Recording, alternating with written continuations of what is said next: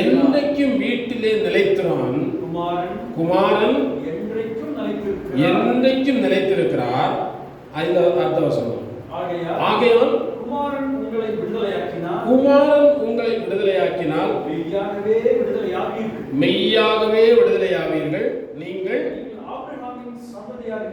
அறிவேன். ஆனாலும்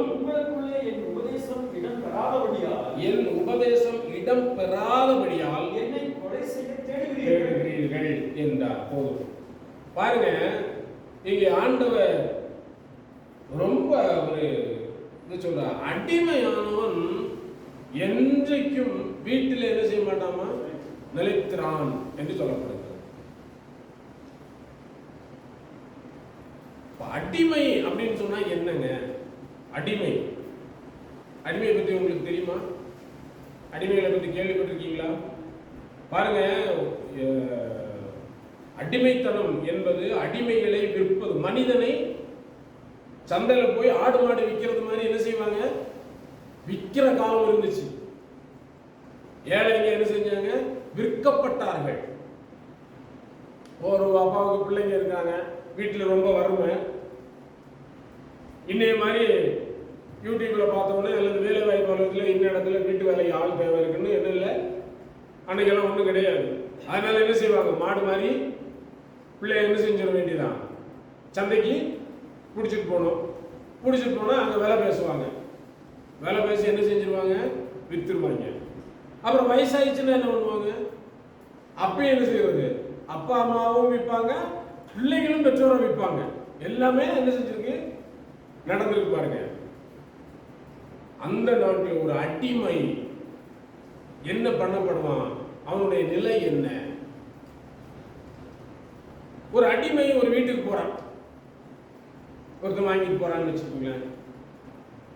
அந்த வீட்டில் எல்லா இடத்துலையும் அவன் என்ன செய்யலாம். இன்னைக்கு பாருங்க, நாங்கள் நேரத்தில் யோசனை பண்ணி பேசிட்டு இருந்தோம் வீட்டில். அனில் அம்பானி அவர்கள், முகேஷ் அம்பானி, அனில் அம்பானி மும்பையில் எத்தனை மாடி கட்டணம் வச்சிருக்காரு?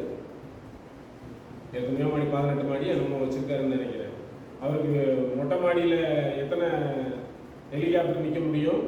5 ஹெலிகாப்டர் 7 ஹெலிகாப்டர் அவர் மொட்டை மாடியில் என்ன செய்ய முடியும், நிறுத்த முடியும். எத்தனையோ ஒரு அறைகள் இருக்கிறது. இங்கெல்லாம் யார் இருக்கிறா?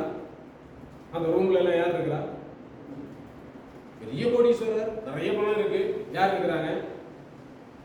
எவ்வளவோ கார்கள் இருக்கு. யார் ஓட்டுறாங்க? பாருங்க, இவர்கள் எல்லாம் வேலைக்காரர்கள். அது அடிமை மாதிரி நம்ம எடுத்துக்கோமே.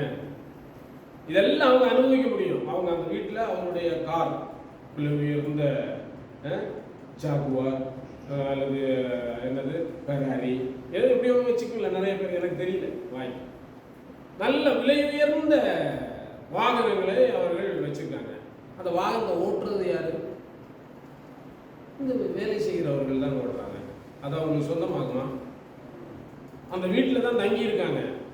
அந்த வீடு அவங்களுக்கு சொந்தமா? நிலைத்திருக்க முடியாது. ஒரு அடிமை அந்த வீட்டில் என்ன செய்ய முடியாது, நிலைச்சிருக்க முடியாது. என்னைக்கே ஒரு நாள் என்ன செஞ்சுதான் ஆகணும், வெளியே போய்த்தான் ஆக வேண்டும். பாருங்க, இங்க ஆண்டவர் சொல்லுகிறா, அடிமையானவன் என்னைக்கு என்ன செய்ய முடியறது இல்லை, நிலைச்சிருக்க மாட்டான் வீட்டில். அவன் ஒரு நாள் அந்த வீடு அவனுக்கு சொந்தமானது இல்லை, அவன் வெளியே போய் தான் ஆகணும். கெட்ட குமாரன் சொத்தெல்லாம் வாங்கியாச்சு. இப்போ அவர் யாரு? அந்த வீட்டுக்கு உரிமையாளரா? அந்த வீட்டை அதுக்கப்புறம் எடுக்க முடியுமா? வெளியே போய் தான் ஆகணும். இதைத்தான் ஆண்டவர் அங்கே யாருகிட்ட சொல்றாருன்னு கேளுங்களேன்.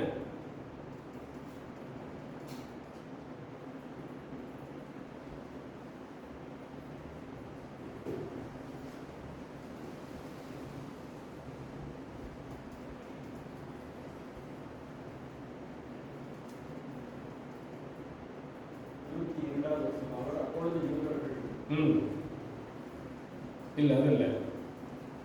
அவரை விசுவாசித்த யூதர்களை பார்த்து ஆண்டவர் சொல்லுகிறார்,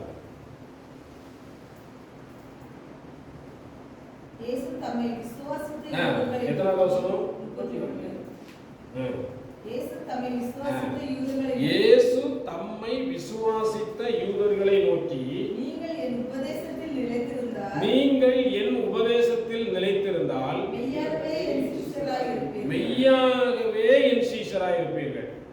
யாருக்கிட்ட பேசிட்டு இருக்கிறாரு?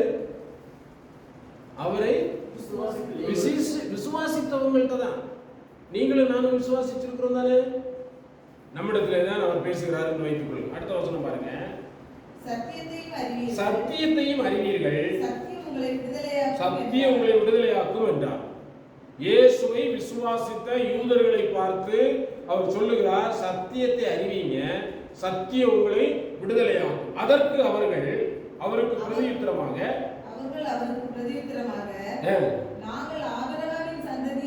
நாங்கள் ஆபிரகாமின் சந்ததியா இருக்கிறோம், இருக்கவில்லை சொல்லுகிறீர் என்றார்கள். 37வது வசனம், 37. அறிவேன், ஆனாலும் உங்களுக்குள்ளே என் உபதேசம் இடம் பெறாதபடியால் கொலை செய்ய தேடுகிறீர்கள். இப்போ உங்களுக்கு ஒரு கொஞ்சம் புரிஞ்சுச்சா இல்லையா? இயேசுவை விசுவாசித்தவர்களை பார்த்து அவர்களிடத்தில் பேசிட்டு இருக்க. நீங்க எல்லாம் இயேசுவை விசுவாசிக்கிறீங்க இல்லையா? நம்மோடு பேசுகிறார் என்று வைத்துக் கொள்வோமே. சத்தியத்தையும் அறிவீர்கள், சத்தியம் உங்களை விடுதலையாகும். விடுதலையாவீர்கள். நாங்க யாருக்கும் என்ன செய்யறது இல்லை, புரியல. எங்க இருந்து நாங்க விடுதலையாகிறோம்? நாங்க யாரும் அடிமை இல்லையே என்று இயேசுவுக்கு மறு உத்தரம் சொல்றாங்க. அப்பதான் சொல்றாரு பாருங்க, 39வது வசனம். அவர்கள் என்றார்கள். இயேசு அவர்களை நோக்கி, நீங்கள் ஆபிரகாமின் பிள்ளைகளாய் இருந்தால் ஆபிரகாமின் கிரியைகளை செய்வீர்களே. தேவனிடத்தில் கேட்டிருக்கிற சத்தியத்தை உங்களுக்கு சொன்ன மனுஷனாகிய கொல்ல தேடுகிறீர்கள், செய்யவில்லையே. நீங்கள் உங்கள் பிதாவின் கிரியைகளை செய்வீர்கள் என்றார். அதற்கு அவர்கள், நாங்கள் வேசித்தனத்தினால் பிறந்தவர்கள் அல்ல, உண்டு அவன் தேவன் என்றார்கள். இயேசு அவர்களை நோக்கி, தேவன் உங்கள் பிதாவாய் இருந்தால் என்னிடத்தில் அன்பாயிருப்பீர்கள், ஏனெனில் நான் தேவனிடத்திலிருந்து வந்திருக்கிறேன், நான் சுயமாய் வரவில்லை, அவரே என்னை அனுப்பினார். என் வசனத்தை நீங்கள் ஏன் அறியாமல் இருக்கிறீர்கள்? என் உபதேசத்தை கேட்க ஆமென். பாருங்க, ஒரு பெரிய சம்பாஷணையை ஆண்டவர் அவரோட பண்றாரு. எங்களுக்கு ஆபிரகாம் பிதா, நாங்க யாருக்கும் அடிமையா இருந்ததில்லை அப்படின்னு சொல்லும் போதுதான் அவர் இதை பேசுகிறார். அங்க என்ன நடக்குது பாருங்க. அப்படி சொல்லும் போது அவங்க இயேசுவையே கேலி கூத்தாக்குகிறார்கள். நாங்க வேசித்தனத்தினால் பிறந்தவர்கள் அல்ல. என்ன சொல்றாங்க? இயேசு கன்னிமரியாளிடத்தில் பிறந்தாராம். அவரை வேசிக்கு பிறந்த மகன் என்பது கருத்து போல அவர்கள் அங்கே அவரை பேசுகிறார்கள். இவர்கள் யார்? இயேசுவை விசுவாசித்த யூதர்கள். குறைகளை குற்றங்களை சொல்லும் பொழுது அவர்கள் ஆத்திரப்படுகிறார்கள். அது சொல்லும்போது, என் வசனத்தை நீங்கள் ஏன் அறியாமல் இருக்கிறீர்கள்? ஏன் வேத வசனம் நமக்கு சில நேரங்களில் புரியாமல் இருக்கிறது? ஏன் விளங்கவில்லை? அந்த வசனத்தை ஆன்சரே சொல்றாரு பாருங்க. என் உபதேசத்தை கேட்க அதை திரும்ப எல்லாரும் படிக்கலாம். 43வது வசனத்தை, என் வசனத்தை நீங்கள் ஏன் அறியாமல் இருக்கிறீர்கள்? என் உபதேசத்தை கேட்க மனதில்லாது இருக்கிறதினால் அல்லவா? நீ படிங்க. அடுத்தது மயது 43. என் வசனத்தை நீங்கள் ஏன் அறியாமல் இருக்கிறீர்கள்? அல்லவா? அடுத்தது ஜெயா, என் வசனத்தை நீங்கள் ஏன் அறியாமல் இருக்கிறீர்கள்? ஏன் அறியாமல் இருக்கிறீர்கள்? என் உபதேசத்தை கேட்க மனதில்லாது இருக்கிறதினால் அல்லவா? ஜெரோம், என் வசனத்தை நீங்கள் ஏன் அறியாமல் இருக்கிறீர்கள்? என் உபதேசத்தை கேட்க மனதில். இப்ப நீங்க திரும்ப உங்களுக்குள்ள கேளுங்க. ஏன் ஆண்டவரே உங்க வசனத்தை நாங்க அறிய முடியல? கேளுங்க, எல்லாரும் கேளுங்க பார்க்கலாம். ஏன் ஆண்டவரே? அதுக்கு ஆண்டவர் என்ன பதில் சொல்றாருன்னு அங்கேயே பாருங்களேன். கொஞ்சம் கீழே பாருங்க. பதில் பார்த்தீங்களா? ஆண்டவர் சொல்றாரு, அவருடைய உபதேசத்தை கேட்க மனசு இருக்கா உங்களுக்கு? மனது இருக்குமேயானால் வசனத்தை அறிவிக்கும். அவர் சொன்னா புரிஞ்சிடும் பாருங்க. கேட்க மனது இல்லை உங்களுக்கு, அதனால அது புரியல உங்களுக்கு, அவ்வளவுதான். அடுத்த வசனத்தை பாருங்களேன், 44. நீங்கள் உங்கள் பிதாவாகிய பிசாசானவனால் உண்டானவர்கள், உங்கள் பிதாவினுடைய இச்சைகளின்படி செய்ய மனதாய் இருக்கிறீர்கள். அவன் ஆதி முதற்கொண்டு மனுஷ கொலைபாதகனாய் இருக்கிறான். சத்தியம் அவனிடத்தில் இல்லாதபடியால் அவன் சத்தியத்திலே நிலைநிற்கவில்லை. அவன் பொய்யனும் பொய்க்கு பிதாவுமாய் இருக்கிறபடியால் அவன் பொய் பேசும்போது தன் சொந்தத்தில் எடுத்து அடிச்சு விடுறான் பொய். பாத்தீங்களா? நாம் யாரால் உண்டாயிருக்கிறோம்? நீங்க நல்லா அறிஞ்சிக்கணும். நீங்கள் தேவனால் உண்டானவர்கள் தானா, இல்லை பிசாசினால் உண்டானவர்களா? என்ன சொல்றாரு? நீங்கள் உங்கள் பிதாவாகிய பிசாசினால் உண்டானவர்கள். இன்னைக்கு நாம் நம்மை தீர்மானித்துக் கொள்ள வேண்டும். நாம் தேவனால் உண்டானவனா யார்? அதான் சொல்றாரு, நீங்க அடிமைகளாய் இருக்கிறீர்கள். ஒருவன் பாவத்துக்கு அடிமையாய் இருக்கும் பொழுது, அங்க அந்த வசனம் சொல்லுறது பாருங்க, இயேசு அவர்களுக்கு 34வது வசனம் படிங்க. இயேசு அவர்களுக்கு பிரதியுத்தரமாக பாவம் செய்கிறவன் எவனும் பாவத்திற்கு அடிமையாயிருக்கிறான் என்று மெய்யாகவே உங்களுக்கு சொல்றேன். யார் யாரெல்லாம் பாவம் செய்கிறார்களோ அவங்க எல்லாம் எதுக்கு அடிமையா இருக்காங்க? பாவத்துக்கு அடிமையா இருக்கிறாங்க. பாவத்துக்கு அடிமையா இருக்க. அடிமையானவன் எங்க இருக்கிறது இல்ல? வீட்டில நிலைச்சிருக்கிறது இல்ல. ஒரு அடிமை வீட்டுல நிலைச்சிருக்க முடியாது. இப்போ உங்களுக்கு வர்றோம் பாருங்க, ஆதியாகமம் 21ஆம் அதிகாரம் 10வது 14வது வசனம். ஆதியாகமம் ஆபிரகாமை நோக்கி இந்த அடிமை பெண்ணையும் அவள் மகனையும் புறமே தள்ளும். இந்த அடிமை பெண்ணின் மகன் என் குமாரனாகிய ஈசாக்கோடு சுதந்திரவாளியாய் இருப்பதில்லை. போதும் பாருங்க. இந்த சம்பவம் உங்களுக்கு தெரிஞ்சிருக்க வாய்ப்பு இல்லை. பிள்ளைகளுக்கு, புதிதானவர்களுக்கு, வேதம் படிக்கிறவங்களுக்கு. ஆபிரகாம் அவன் தேவனுடைய மனுஷன். அவனுக்கு 100 வயசோட குழந்தை இல்லை, 99 வயசு வரைக்கும் என்ன இல்லை, குழந்தை இல்லை. அதனால அவங்க ஒய்ஃப் என்ன சொன்னாங்க? ஒரு வேலைக்காரியை, ஒரு அடிமை பெண்ணை என்ன செஞ்சாங்க? மனைவியாக கொடுத்தாள். அந்த அடிமை பெண்ணுக்கு ஒரு குழந்தை பிறந்துருச்சு. குழந்தை பிறந்து அவன் கொஞ்சம் வளர்ந்துட்டான், 10 வயசுக்கு மேலே ஆயிடுச்சு. அந்த சமயத்தில் 100 வயதாக இருக்கிற ஆபிரகாமின் மனைவி சாராளுக்கும் என்ன செஞ்சது? குழந்தை பிறந்தது. இப்ப 2 பேருக்கு சண்டை. மனைவி கிட்ட பிறந்த பிள்ளைக்கும் அடிமை கிட்ட பிறந்த பிள்ளைக்கும் என்ன வந்துருச்சு? ஃபைட் வந்துருச்சு, சண்டை வந்துருச்சு. அப்பதான் சொல்றா, என்ன இந்த அடிமை பெண்ணையும் அந்த பிள்ளை என்ன செய்யும்? புறம்பே முதல்ல அனுப்பிச்சு விடும். அடிமையாளுக்கு இங்க உரிமை இருக்கா? அடிமையானவர்களுக்கு வீட்டில் உரிமை உண்டு. அதான் சொல்றோம் பாருங்க. ஒருவன் அடிமையா இருந்தால் அவனுக்கு அந்த வீட்டில் என்ன இல்லை? நீங்கள் பாவத்துக்கு அடிமையா இருந்தால் எந்த வீட்டில் உரிமை இல்லை? தேவன வீட்டில் உரிமை இல்லை. என்னைக்கு ஒரு நாளைக்கு இருக்கலாம், சாப்பிடலாம், அங்கே தூங்கலாம், அங்கே ஜபத்தில் கலந்துக்கலாம், ஆராதனையில் கலந்துக்கலாம். ஆனா ஒரு நாள் ஒன்று வரும், அன்னைக்கு என்னதான் ஆகணும்? வெளியே போய் தான் ஆகணும். அது நியாய தீர்ப்பா இருக்கலாம், அல்லது தேவனுடைய அரசாட்சியாக கூட இருக்கலாம். தேவனுடைய நியாய தீர்ப்பு நாள்ல அன்னைக்கு என்னதான் ஆகணும்? நீதிமான்களோட கூட இருக்க முடியாது. ஆண்டவரே ஆண்டவரே ஆண்டவரேன்னு சொன்னாலும் என்ன செய்யாது? ஒருவன் பாவத்திற்கு அடிமையா இருந்தால் அவன் அந்த வீட்டில் நிலைக்க முடியாது, அவன் வெளியே போய் தான் ஆகணும். நீங்க அடிமையா இருக்கிறீங்களா? தேவனுடைய பிள்ளையா இருக்கீங்களா? நீங்க பாவம் செய்கிறவர்களா இருந்தால் நீங்கள் பாவத்துக்கு அடிமையா இருந்தால் தேவனுடைய வீட்டில் நீங்க இருக்க முடியாது, வெளியே போய் தான் ஆகணும். என்ன நான் 20 வருஷமா இருந்தேன்னு சொன்னாலும், 100 வருஷமா இருந்தேன்னு சொன்னாலும் என்ன செய்ய முடியாது? தேவனுடைய வீட்டில் நிலை நிற்க முடியாது, நிற்க முடியாது. நன்றாய் சிந்தித்துக் கொள்ளுங்கள். பாவத்துக்கு அடிமையா இருந்தால் அவன் விடுதலையாக வேண்டும்.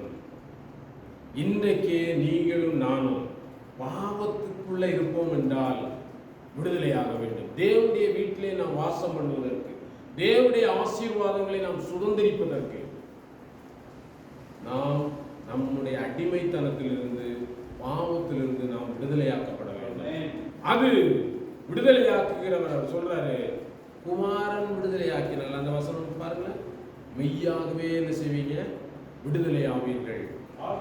ஆகையால் குமாரன் உங்களை விடுதலையாக்கினால் மெய்யாகவே மெய்யாகவே நீங்கள் என்ன செய்வீங்க? விடுதலையாவீர்கள். யார் யார் தேவனுடைய இயேசு கிறிஸ்துவின் மூலமாய் விடுதலையை பெற்றுக்கொள்ள விரும்புகிறீர்கள்? பாவத்திலிருந்து இயேசு கிறிஸ்துவின் மூலமாய் விடுதலையை பெற்றுக்கொள்ள யார் யார் விரும்புகிறீர்கள்? உங்களை அவருக்கு ஒப்புக் கொடுங்கள். அவருடைய கரத்தில் உங்களை ஒப்புக் கொடுங்கள். ஆண்டவரே, இதை என்னால ஜெயிக்க முடியல, இந்த காரியத்தை என்னால ஜெயிக்க முடியல. அநேக நேரங்களில் சில காரியங்கள் பாவமாய் தோன்றாமல் இருக்கலாம், நியாயமானதாய் தோன்றலாம். ஆனா என்ன செய்ய முடியாது? அது தேவனுடைய வீட்டிலே நாம் நிலைத்திருக்க முடியாமல் செய்து விடுகிறது. இன்றைக்கே நாம் என்ன செய்ய வேண்டும் என்றால், பாருங்க, அங்கே லேவியராகமத்தில் கூட அடிமையை குறித்து சொல்லப்பட்டிருக்கிறது. அவன் எவ்வளவு நாள் வேணாலும் அடிமையா இருந்துக்கலாம். அவன் அடிமைதான். லேவியராகமம் 25ஆம் அதிகாரத்தில் வாசித்தீர்கள் என்றால் அடிமையை குறித்து சொல்லப்படுகிறது. நீங்களும் நானும் தேவனுக்குள்ளே நாம் சுயாதீன, கலாத்தியர்களை வாசித்தோம் என்று சொன்னால் அங்கே பாருங்க, இந்த ஆகாரை குறித்த விஷயத்திலே கலாத்தியர் 4ஆம் அதிகாரம் 22வது வசனம்.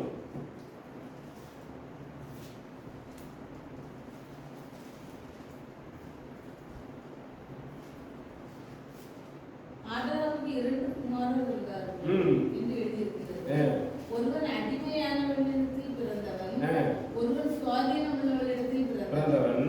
அடிமையானவனிடத்தில் பிறந்தவன் மாம்சத்தின்படி பிறந்தான், சுவாதீனம் உள்ளவனிடத்தில் பிறந்தவன் வாக்குத்தத்தத்தின்படி பிறந்தான்.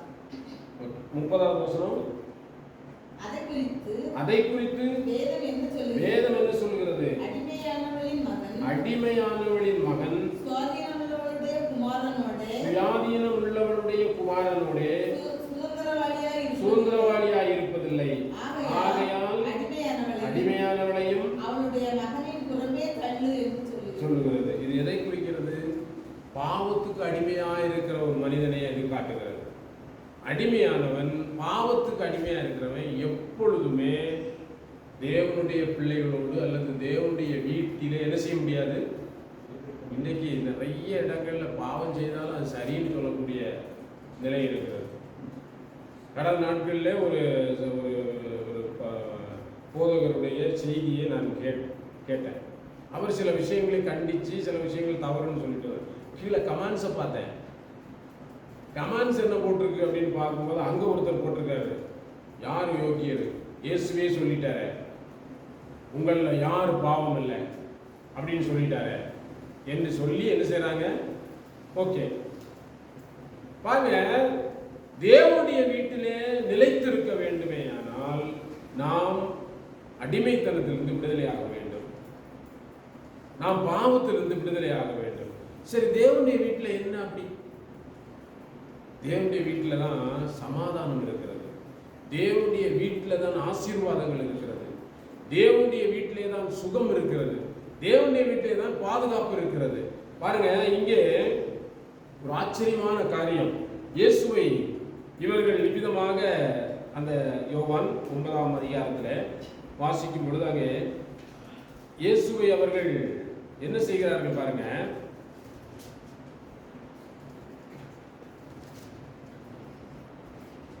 எட்டாம் அதிகாரத்தில் பாருங்க, கடைசி வசனத்தை 58ஆம் வசனத்துல இருந்து படிங்க. நீங்கள் 58 57. அதற்கு இயேசு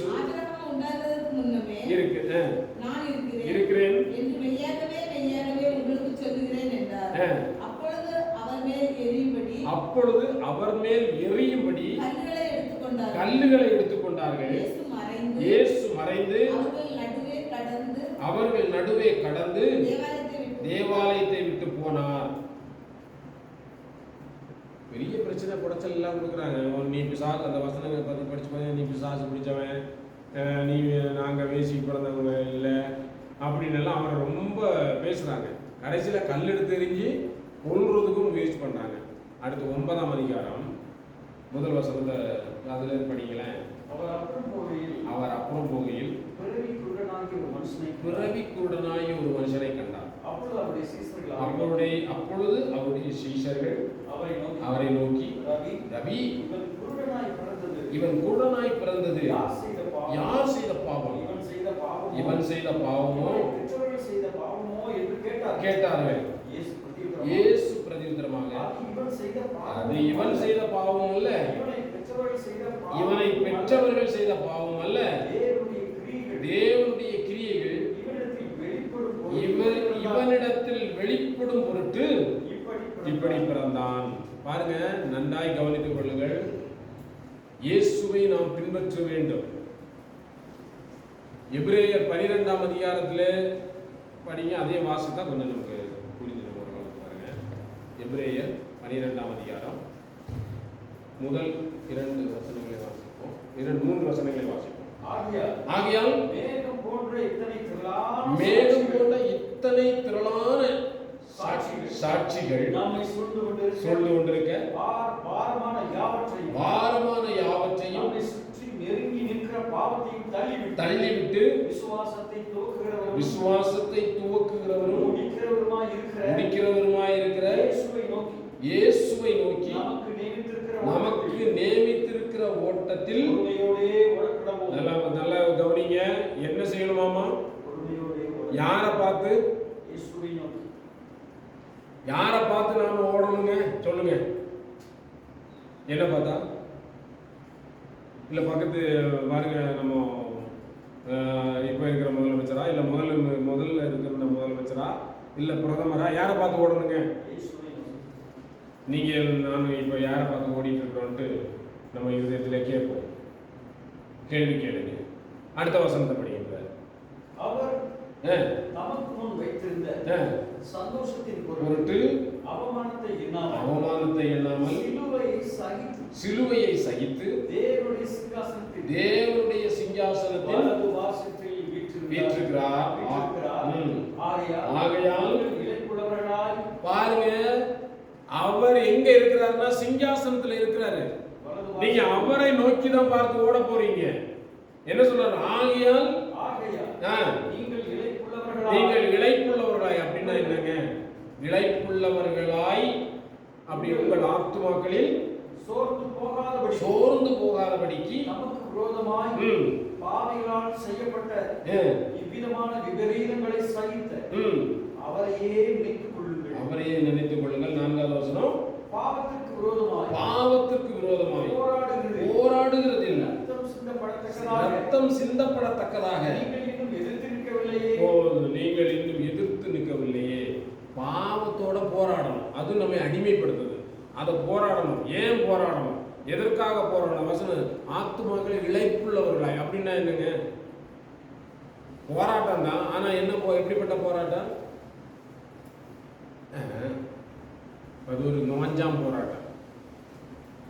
பார்த்திருக்கீங்களா? இளைப்புள்ளவர்களாய் அப்படி இல்லை, அது உற்சாகமா இருக்கணுமாமா.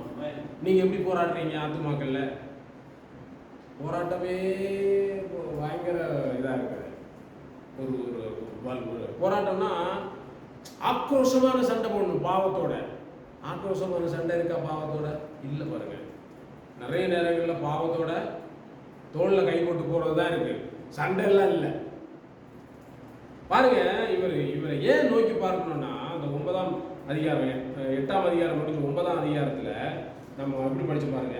அவர் அப்புறம் போகையில் பாருங்க, இந்த விஷயங்கள் எல்லாம் அப்பதான் நடந்திருக்கு. அவரை கல்லறிகிறதுக்கு எடுத்துக்கிட்டாங்க. அவர் அந்த இடத்துல இருந்து அப்படியே மறைஞ்சு என்ன செஞ்சாரு? அப்படி அப்புறம் போகையில் ஒரு குறைவுடன் நம்மளை அப்படியே அங்க கனெக்ட் பண்ணணும். நமக்கு இப்படி ஒரு சூழ்நிலை நம்மளை பார்த்து ஒருத்தர் கண்டபடி திட்டாரு. ஏதோ கெட்ட வார்த்தையெல்லாம் போட்டு நீ யாருக்கு பிறந்தேன்னு எனக்கு தெரியாதா அப்படி இப்படி ஏதோ பேசி நீ எல்லாம் பிசாசு பிடிச்சவன், நீ எல்லாம் பைத்தியக்காரன், உன்னை யாருக்கு வேணும், உன்னை யார் என்னன்னு சொல்லி பல விதமாக திட்டி கல் உனக்கு கொல்ற மாதிரி அடித்து கொள்றதுனால ஓடி போயிட்டோம் எப்படியும் தப்பிச்சு. அப்படி அந்த பக்கம் போகும்போது ஒரு குருடன் அவர்கிட்ட வந்து கேட்குறாங்க, இவன் குருடனா பிறந்தது இவன் செஞ்ச பாவமா இவன் பெற்றோர் செஞ்ச பாவமா? இந்த சூழ்நிலை நம்மகிட்ட கேட்டால் எப்படி இருக்கணும் நீங்களே சொல்லுங்க. நம்ம இப்படி ஒரு இடத்துல திட்டு வாங்கி எப்படியோ அடிச்சு பிடிச்சி கொல்ல வந்தானுங்க, ஓடி எப்படியோ தப்பிச்சு அப்படியே ரோட்டில் அப்படியே தப்பிச்சு அப்படியே எதிரில் வரும்போது அங்கே ஒரு குருடன் உட்காந்துருக்கான். இவனுங்க எல்லாம் சேர்ந்துக்கிட்டு இவன் செஞ்ச பாவமா இவன் பெற்றோர் எப்படி நடந்தது? நீங்களா இருந்தால் என்ன சொல்லுவீங்க? நானா இருந்தாலும் சொல்லுவேன், ஏய் இங்க மனுஷன் இருக்கிற நானே தப்பிச்சு குழந்தை வந்து இவன் செஞ்ச பாவமா இவன் பெற்றோர் செஞ்ச பாவமா, அவன்கிட்டயே போய் கேளு போ, போய வேலையை பார்த்துட்டு அப்படிதான் சொல்லிருக்கோம். ஆனா அவர் வந்து எவ்வளவு பவ்யமா எவ்வளவு சமாதானமாய் இன்னைக்கு கம்பெனியில் ஒரு டென்ஷன், ஏதோ ஏமாற்றப்பட்டோம், ஏதோ கோபத்தில் வரும், வீட்டில் வந்து ஏதாவது ஒரு கேள்வி கேட்டால் நமக்கு பதில் எப்படி போகுது பார்த்தீங்களா? இல்லை வீட்டில் இருக்கிறவங்க ரொம்ப கஷ்டப்பட்டு சோர்ந்து போயிருக்கிறாங்க, நம்ம வந்து ஒரு கேள்வி கேட்குறேன், பதில் எப்படி வருது? ஆனால் இயேசுவை பார்க்குற மனுஷன், இயேசுவை பார்த்து ஓடக்கூடிய மனுஷனுக்கு இவ்வளவு பிரச்சனை இருக்குது. ஆனால் அவர் மனதளவில் என்ன ஆகலைங்க, கொஞ்சம் கூட என்ன செய்யலை, சஞ்சலப்படவில்லை. இதுதான் அவர் சொல்லுகிற விடுதலை வாழ்வு. இயேசு சொல்லுகிற விடுதலை வாழ்வு என்னன்னா, இருதயத்துல கொஞ்சம் கூட சஞ்சலப்படாம. பாருங்க, ஏன் நமக்கு சஞ்சலம் வருது? நிறைய விஷயங்கள்ல நமக்கு ஏன் போராட்டம் வருது? நாம இருதயத்துல ஒண்ணு தீர்மானிச்சிருக்கிறோம்,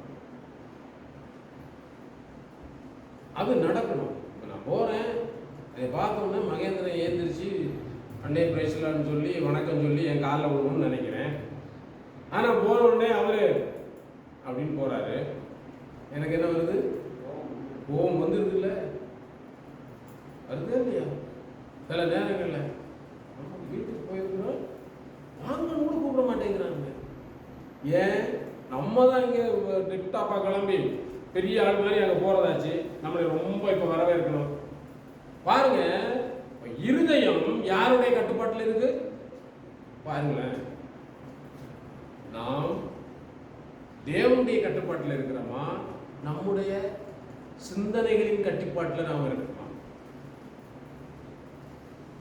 நான் என்னுடைய மாம்சத்தின் கட்டுப்பாட்டில் நான் இருக்கிறேன். நினைச்சு பாருங்களேன். நாம் என்னுடைய மாம்சத்தின் கட்டுப்பாட்டில் நான் இருக்கும்போது நான் அதற்கு அடிமையா இருக்கிறேன். நான் அதற்கு அடிமையா இருக்கிறதுனால நான் தேவனுடைய வீட்டில் இல்லை. நான் தேவனுடைய வீட்டில் இல்லாதனால என்ன இல்லை, எனக்குள்ள சமாதானம் இல்லை, எனக்குள்ள சந்தோஷம் இல்லை, எனக்குள்ள உற்சாகம் இல்லை. ஆகையினால நாம் என்ன செய்ய வேண்டும் என்றால், அந்த கெட்ட குமாரனை போல, அந்த இளைய குமாரனை போல நாம் உடனடியாக மனம் திரும்பி எங்க வர வேண்டும்? வீட்டிற்கு ஓடி வர வேண்டும். அப்பாவுடைய வீட்டிற்கு நாம் ஒவ்வொருவரும் என்ன செய்யணும்? ஓடி வர வேண்டும். அதுதான் அப்பா நம்மிடத்தில் எதிர்பார்ப்பது. அந்த வீட்டில் தான் சமாதானம் இருக்கிறது, அந்த வீட்டில் தான் ஆசீர்வாதம் இருக்கிறது, அந்த வீட்டில் தான் சுகம் இருக்கிறது, அந்த வீட்டில் தான் மகிழ்ச்சி இருக்கிறது. அப்பா வீட்டுக்கு ஓடிவாங்க, அவர் உங்களை அழைக்கிறார், அவருடைய எதிர்பார்த்து காத்திருக்கிறார். சமாதானம் உள்ள வாழ்க்கை வாழ தேவன் நம்மை அழைக்கிறார். ஆமென். அடிமைத்தனத்திலிருந்து, பாவத்தின் அடிமைத்தனத்தில்